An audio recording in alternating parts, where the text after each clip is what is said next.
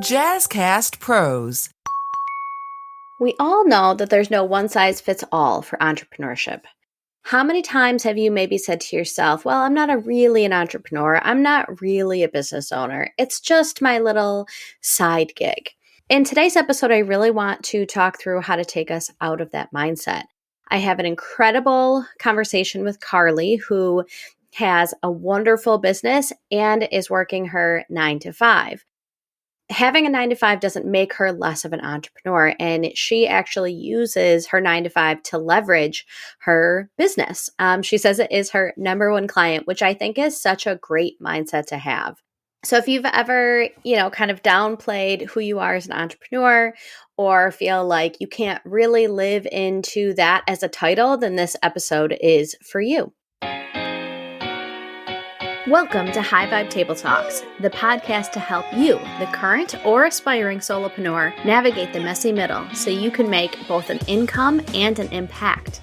Hi, I'm Rashawn, and I love creating safe spaces for women to be courageous in their dreams.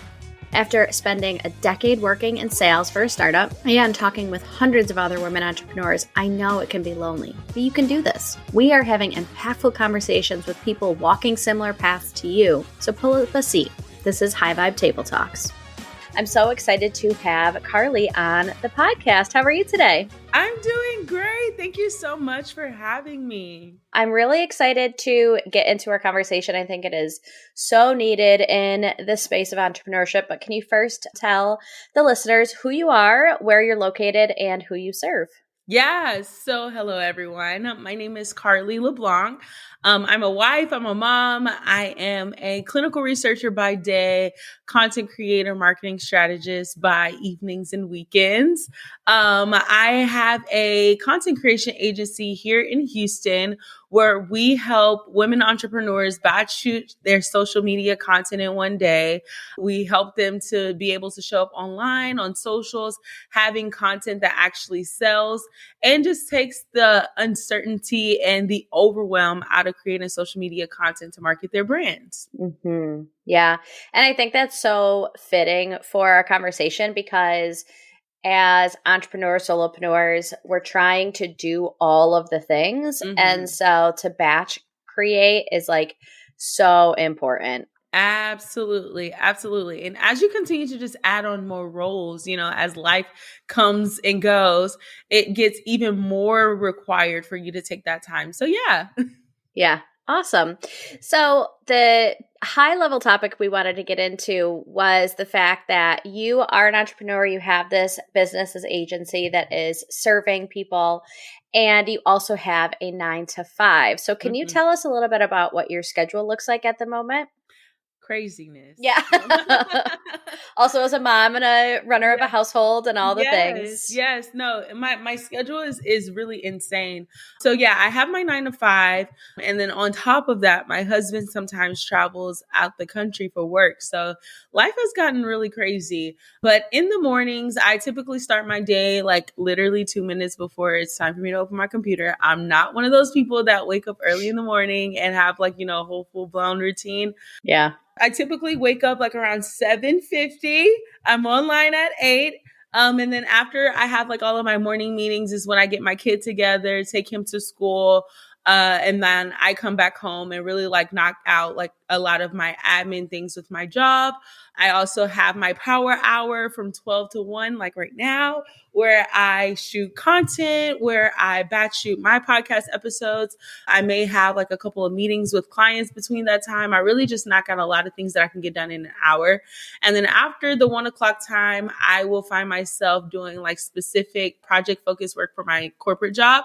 And that's where I don't take meetings at all. My computer, everything's on do not disturb from 1 to 4. And then from 4 to 5 is when I, set my time to wrap up my day, prepare for the next day, and then kind of give myself some time to like reset, breathe before I open my computer and start my business after 5 o'clock. Every now and then I have time to go to the gym, depending on what the workload looks like, if I have any sales calls or anything. And then my husband's the one that picks up my kid from school. So that helps out. But then I'm pretty much, locked into my computer from like 6 o'clock all the way to maybe sometimes 2 a.m. Not even gonna lie. But it really is a grind. And I feel like the key here is just really being able to identify, like, if you're a morning person, if you're a night person, when do you work best? Like I said, I am not a morning person at all. I can stay up to 2 a.m., but I will not be up early in the morning. So I think that really is the key to being able to balance the two. Yeah, there's so much there. And it does seem like the narrative of entrepreneurship is a couple things that you are like, you're not saying, oh, this is how I should build my business. And the first thing is like the 5 to 9 before the 9 to 5. And like, you have to have this solid morning routine and you have to do it in this certain way. And if you don't meditate in the morning, then you're not, and I think that we have this list in our head of this is what makes you an entrepreneur, like either not having a 9 to 5 or being a morning person or whatever it is. And you're like, no, I am an entrepreneur. I am a night owl. I am a creative. I do all these things and I'm going to build the business in the way that suits me and my lifestyle and how I work best. Absolutely. And I found myself falling into that trap early on, like when I first started, because you would hear all the people talking about like, oh, if you want to run your business, you have to be up at 5 a.m. And I'm like, I'm not getting anything done at 5 a.m. I'm actually looking at the ceiling, like dreading that I'm up at 5 a.m. Mm-hmm. And so I think that part of really just being successful as an entrepreneur is figuring out like your peak times of when you can lock in and really focus on what you need to do. So if that's the morning, cool. If it's at nighttime, that's even better. Like just figuring out what works for you and not really much so paying attention to what everyone on the outside is saying. Yeah. And the other thing that I love that you do, because I do them in my business too, are power hours. Like I have ADHD, and so that focus time, and I do virtual co-working, so I'm body doubling, and it's my most effective time of my week, and I love it so much. But it's another thing that entrepreneurs think, if I just do more, I'll get to where I want to be faster. And it's like, I'm really productive during that 2 hours. And that allows me some breathing room to like not have to get up at 5 a.m. or really sit and be in dinner time with my family or whatever that looks like. Yeah. Yeah. I found myself in a place where I felt like every day had to look the same. Like every day I want to sit down with my family from 6 to 7, and then 7 to 8, I'm going to do bath time with my kid, and 8 to 9. And I was like, I have to really be realistic with myself. And so like, ideally, like am I able to build the business that I want whenever I'm doing that every single day? Chances are is no. And so I really had to come to terms with myself and really just be like, okay, even if you just do that 2 nights out of the week or 3 nights out of the week, that doesn't make you a bad mom. It doesn't make you a absent mom, And so I challenge anyone that's listening, because I know that there's someone like, okay, well, where do you have time for your family? Like there are certain days, and I know that we'll talk about it, but each day has a theme. And so I'm not every single day from 6 to 2 a.m. on my computer neglecting my family. But there are some days where I'm like, okay, my hubby's home. Like this is the time where, I'm going to be locked in this evening. But maybe tomorrow I'll take over bath routine, or I'll take over dinner, or, have someone else to help me to do that. So I really, really just wanted to add that in there, because I know someone's going to be like, well, when do you have time for family? I do have time for family. I do. Yeah. And I think that too, like that is a societal norm that like, if you were a man and you were working crazy hours, people would be like, you're such a good dad providing for your family. Yeah. And as soon as it's the mom, it's like, well, how dare you abandon your family? And it's like, what? Like, I feel like that America Ferrera in the Barbie, her monologue, where she's like, support your family, but you have to be home, and you have to have a career, but you have to, have a perfect house. And it's like, I can't do all of those things. So I have to be at peace with the decision that I'm making for my family. And if you have a problem with it, that sounds like a you problem. Exactly. 1000%. And I feel like you build that confidence in standing firm in that as you continue to go along, because don't get me wrong, at the beginning, I felt like a terrible mom. I'm like, oh my gosh, I'm taking, time away from my kid, trying to build this thing. But then like, I really had to come to terms and be like, listen, no one is feeling neglected here. Like this is a you thing. Okay. Yeah. So yeah, I 1000% agree with that. the mental side of it too, I think a lot of what we hear is that you're only an entrepreneur when you don't have a 9 to 5 or dive all in. And I think that that is a narrative that does a disservice to the people because like you are supporting your family. And so like if you just dove all in, that would be a disservice to. And so how can you use your 9 to 5 as like a really crucial building block to an entrepreneur, being an entrepreneur and building your legacy? Yeah. So I tell people all the time, my 9 to 5 is my angel investor of my business. So I use my 9 to 5 as a way, because before I started my business, the whole reason why I decided was because I didn't want to feel like I was capped at my income. Like I work a corporate job, I have a salary, you know, every year you'll get anywhere between 3 to 5%. Okay, great. But it allowed me to live a very comfortable life. But if I wanted to go travel for a month, ideally, would I be able to do that?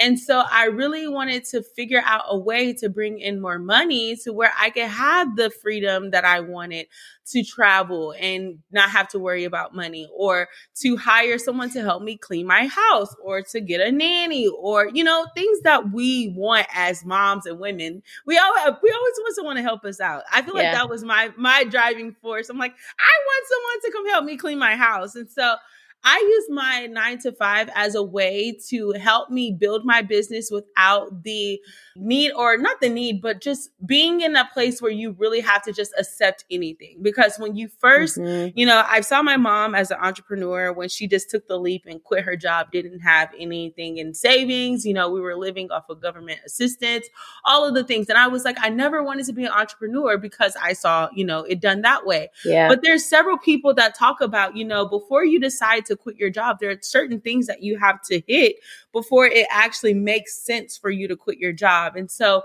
even with me and my podcast, like I wanted to create a community where it's like, it's okay for you to have a 9 to 5 while you're building your business. Actually, it's very wise for you to do so, because you're really able to have that time to build something and to take your time and build it and figure it out and fail a couple times and not feel like you are, you know, pressured to succeed out the gate. Because a lot of the entrepreneurs will tell you, like, when you first start something, you pivot several times before you actually start to succeed. And so even having a 9 to 5 as a cushion that you can lean on to take care of your household things, to live off on while you're building, while you're failing, while you're trying to succeed, is one of the wisest things that you can do as an entrepreneur.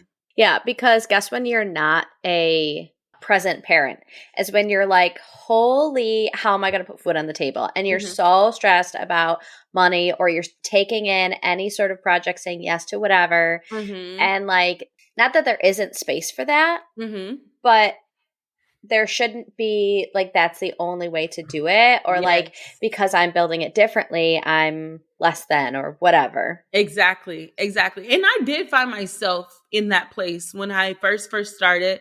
You know, people ask me, oh, do you do this full time? And I'm like, no, this isn't, you know, my side thing. And they're just like, oh, you know, and I will say it did feel like people didn't take me serious because I wasn't full-fledged into my business. But there's a lot of people that claim that they're full-time entrepreneurs that are broke, that are stressed, that aren't making money, that, you know, aren't, you know, full in. And so it's like, you can't focus on what other people are doing, especially on the internet. Like, you have to focus on your goals. What is your reason of starting a business to begin with? And really just focus on you, focus on your grasp, and focus on what you're trying to build. Yeah. So one of the things that I struggled with when I had I was managing 2 Pilates studios as I was building this business. And it was like death by 1,000 cuts, because it seemed like that job checked a lot of boxes. Like, I loved who I worked for. The owners were amazing. The people I worked with were great. I was in a health and wellness facility. So the like endorphins that were there were just so incredible. I really believed in the movement of Pilates. I saw transformation. I was able to get my daughter off the bus at 2:00 every day. Like, it checked all these boxes. But I would get her off the bus and then I would get a call like, yeah, we ran out of toilet paper. And I'm like, what? Or like, the music system isn't working again. Or did it, like, it just was like all of these tiny pulls on my energy. Mm-hmm. And then I would sit down for like a power hour in my business, and either I would get interrupted or I would be so emotionally drained from like the minuscule issues that no matter what things I put in place, they wouldn't go away. Yeah. And so if someone is balancing their 9 to 5 with their business, like what are things that you see that work for you, or boundaries you put in place, or things like that that really help support you and the lifestyle? Yeah, that's such a good question, because when I first had the idea of starting my business, I was in a really, really toxic job environment. Like, there was no creative juices flowing because I was working like 10-hour days, 5 days a week. And it was just like, it just never ended. And I feel like it's important for one, whenever you are working and building a business, you want to get to a place where, or a job where you really can just shut it off at 5. Because that's important. It's not going to be easy for you to be able to build something if you don't have that boundary. And so I'm so blessed and so grateful to have my current job. I've been with my company for about 5 years now, and I would not change it for the world. I feel like it's the perfect opportunity for me to be able to build something. And so I, work from home. So I have that comfort of being able to, take a step away if I need to, or, like right now I'm on my lunch hour and my computer is on the left side and then I'm on my right side during my lunch. And then also, like, I have a very flexible PTO schedule. And so I think that you really need to find a place that allows you to shut work off at 5 o'clock. That's really going to be key. Because like I said before, within my toxic job experience before, like, I was at work till 7 o'clock in the evening. Now I have to go home. Now I have to get myself together for the next day, and then I have to go to sleep. So there's no time. There's literally no time to build a business. And so when you are in the place of, like, maybe you're considering going back to work, or maybe you're considering to find another job, you want to make sure that you find something that works with what you're trying to build. Mm-hmm. A lot of entrepreneurs that I work with, like, they are very fueled by like the passion that they find in what they're doing. And it's okay if your 9 to 5 doesn't like fill you up with so much excitement. Yeah. Like, it can be just a job. But I think for a lot of like heart-centered, passion-driven people, they're like, no, I have to care about what I'm doing, or else like I'm not going to do it well. Yeah, that's real. Some people look for jobs to be fulfilled, and then some people, they just look for jobs to pay the bills. And I mean, if that's it, I guess it just boils down to you figuring out what you really care about. The way that I landed in my current job was that I was actually on the track of becoming a physician. I was pre-med. I was a pre-med student. I graduated with my bachelor's in biochemistry. And so I was looking for my big girl job. But, whenever you first get out of college, it's not as easy to jump into your industry. So I had to kiss some frogs before I landed here, right? And so I got my first job out of college, and I was there for about 1.5 years. It was extremely overwhelming. But then I ended up securing, this job with one of the number one pharmaceutical companies in the world. And I've been able to really just kind of have that flexibility. And even though, like, my passions have changed, because when I first got the job, I was still on that pre-med track. It wasn't until 2 years ago where I was like, oh, I can see myself being a full-time entrepreneur eventually.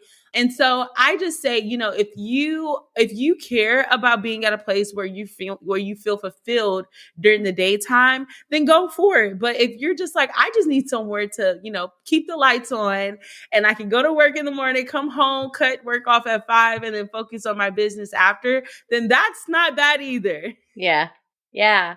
It goes back to remembering your why. Like, your why is like, and I love that you frame it like, this is my angel investor. And so you're putting time into your angel investor, and because you see, the evolution of whether it's 12 months from now, 36 months, wherever it is down the road, that like, you're going to be grateful that you did, kind of have something you could clock in and clock out. And like you said, there's tons of people out there who are going into a ton of debt, or they have backing from their family or whatever. You don't know where their money's coming from. And a lot of it is a facade. Like, So originally earlier you were talking about how each day has a theme. Can you talk more about that? Yeah. So I feel like I found, this secret spot where originally when I first was, balancing the two, I felt like every day had to be the same. And obviously we don't have the same energy levels every single day, okay? And so I was able to identify like which days I'm most productive, which days I'm a little groggy, which days I'm not feeling like doing work at all.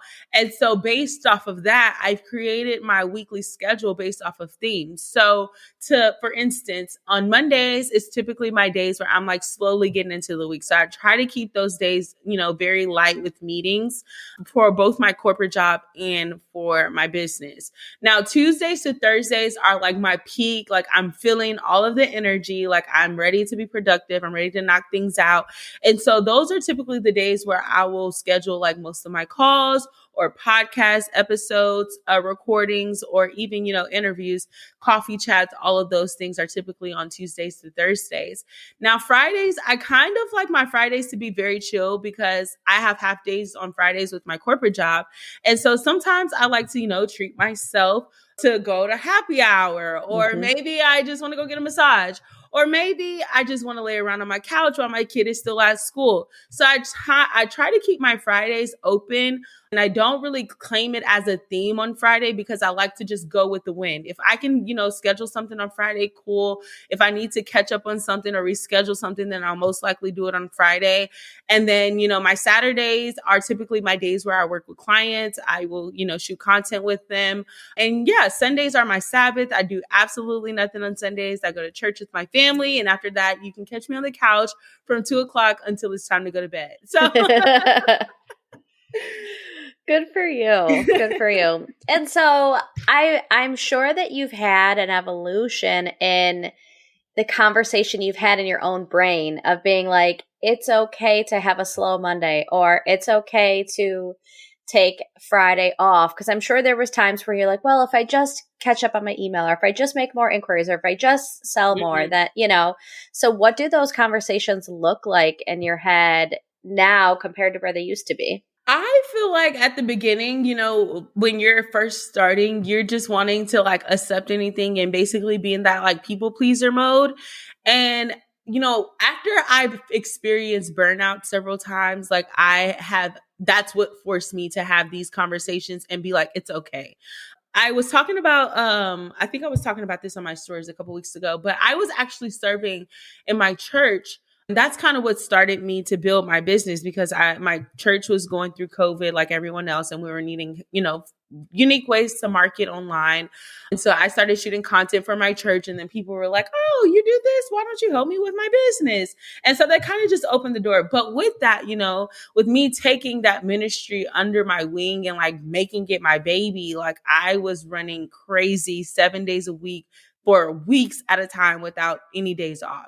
And so I really found myself hitting a burnout last year. And I was like, okay, I cannot continue to go at this pace. Like I am not a machine. I need a day off. Yeah. And so it just allowed me to be like, it's okay if I can't, accept a client. And I remember that, one time I was like, well, if I don't take this client on this day, then they're not going to work with me. Typically, if you are really good at what you do, they will figure it out. They will figure it out, and everyone will be okay. Yeah. So anytime that you find yourself like in that place where you're like, oh, like I, feel bad for doing this, don't feel bad, because we definitely need time to reset. Even as women, like we need more hours of sleep and rest than men. And so you can't be guilty or feel guilty when you need to take those times, or when you need to block off that schedule, because it's going to allow you to be able to show up at 100% rather than, trying to make it on 10%. Yep. That's so good. It's so good. And it sounds like you have exercised the muscle and are good at using your asking for help muscle. Oh, for sure.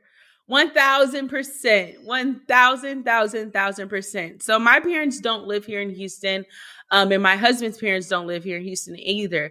My mom just actually moved to Dallas, and my husband's family lives in Louisiana. And so we don't have, any family here that we can rely on. So literally just yesterday, I hired a nanny to help me in the evenings for when my husband is away from work. And last year version of me would have been like cringing at that, right? Yeah. But I'm able to realize like I cannot be everywhere at once. Like I'm only one person. And so I am so much better of an entrepreneur, of a mom, of a wife when I can ask for help. Like even my husband, I gave him the grocery list and I'm like, hey, we need to have all these items in the house. So if there's stuff that we already have, don't buy it. But if we don't, buy it. And so even him going to the grocery store and like getting, the things that we need for the week was a tremendous help. But before last year, I was like the woman that's like, I have to do everything. I have to touch everything. And it's like, no, ask for help, sis. Yeah. Yeah. The power of community is amazing. And just letting go of that kind of control is not easy, but a muscle that's worth using for sure. Yes, 1,000%. Yeah. And really the successful version of you is going to be so grateful that you did because like I said, when you have a family, when you have kids, when you have multiple kids, when you have a job, like imagine like all of these pieces being eaten at you every single day. And then if you're not getting a full 6 to 8 hours of sleep, like how are you functioning? I know. We're like in lacrosse season right now. And so it's just like our evenings and weekends are crazy. Like last weekend we had 8 games between Friday and Saturday. This weekend we have 10 games between Friday, Saturday, Sunday. So it's just like insane. And so I'm like, have just been in such a place of like grace of like, okay, do I need to vacuum? Yes. But like, do I need to rest? More? Yes. Like higher priority? Yes. Exactly. So, 1,000%. Awesome. I could talk about this with you forever, but we are running up on time. So Carli, are you ready for the lightning round questions? I am. Let's do it. What is a must-read book? Ooh, so I just started reading this book by Devon. It's called Rewrite Your Rules. It's phenomenal. I'm only on chapter 6, but like even just implying the things that she's talking about in the book about business, I've already seen so much changes in my business. So yeah. Ooh, I like that a lot. What does creativity mean to you? Oh, that's a tough one. Creativity, I think creativity means just being boldly you and not feeling like you have to fit the mold. Yeah. I was thinking about that so much, and this is off topic of the lightning round question, but when you were talking about how like you're really productive until like 2 a.m.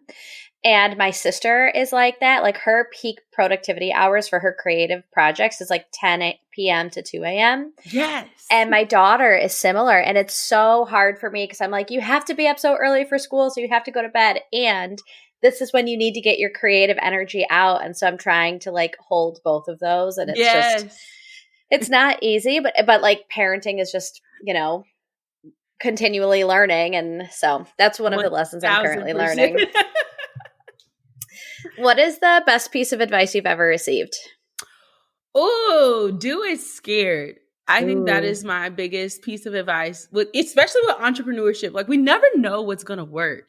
And even when you're scared to do things, most of the time that means that you should do it. So even if you're scared, just go in and hone in on that fear and just do it. Yep. Yeah. My favorite word is tear-sighted. If you're terrified and excited about something, that's the direction you should go. Yes. I love that. Yeah.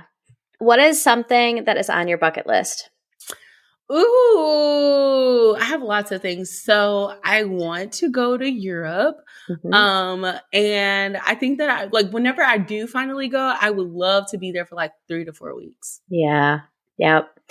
Yeah. I haven't been to Europe since pre-COVID. I think it was 2018 the last time I went, and I definitely have the Europe bug. Yes. For sure. Yes. And I've never been out the country like that far away from home. So I'm like, okay, I think I'm ready. Yeah. Yep. What is the coolest thing you've done in the last year or are currently working on? Oh, okay. Little humble brag in here. Yeah. So I'm actually in the process of developing a app. Oh my gosh. How cool. Yes. So this will be the first time that I've ever even said that out loud. But Wow. I'm basically creating a platform that is going to connect entrepreneurs with content creators all across the world. So yeah, I've hired my dev team and we're kicking cheers. So yeah. Wow. That's so cool. Oh my gosh. You'll have to like keep us in the loop of what's going on with that. Yes. Awesome. Well, Carli, where can people find you? Yeah, you can find me on all socials at Carli Dorlin. I'm on Instagram. I'm on TikTok, kind of, sort of. And I'm also on Threads. I spend a lot of time on Threads. So you can find me on there. And then if you are in the Houston area and need someone to help you with creating your content for social media, you can follow me at cd.creativeco. Perfect. Awesome. This was so much fun. Thank you so much for coming. Thank you so much for having me.